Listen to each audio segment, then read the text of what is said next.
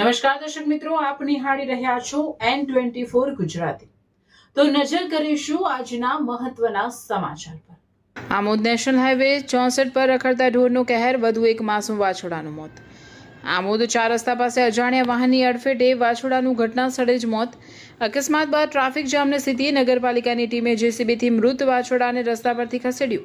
અગાઉ પણ ગાય સાથે બાઇક અથડાતા યુવાનો ઇજાગ્રસ્ત થયા હતા। કાર વોશ સેન્ટરના ખાડામાં ગાય ખાબકવાની ઘટના પણ બની હતી।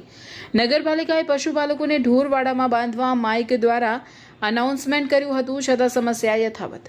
નગરપાલિકા કચેરીની સામે જ રસ્તા વચ્ચે રખડતા ઢોરનો અડિંગો। તંત્રની કામગીરી સામે સવાલો।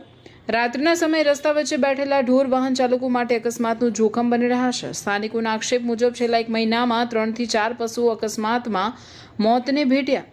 સતત અકસ્માતો છતાં કાર્યવાહી ન થતાં નગરજનોમાં તંત્ર સામે ભારે આક્રોશ। માત્ર જાહેરાત નહીં પરંતુ રખડતા ઢોરને પકડી પાંજરાપોળમાં મોકલવા કાયમી કાર્યવાહી કરવાની માંગ। નગરજનોનો સવાલ, કોઈ મોટો માનવ અકસ્માત સર્જાયા બાદ જ તંત્ર જાગશે?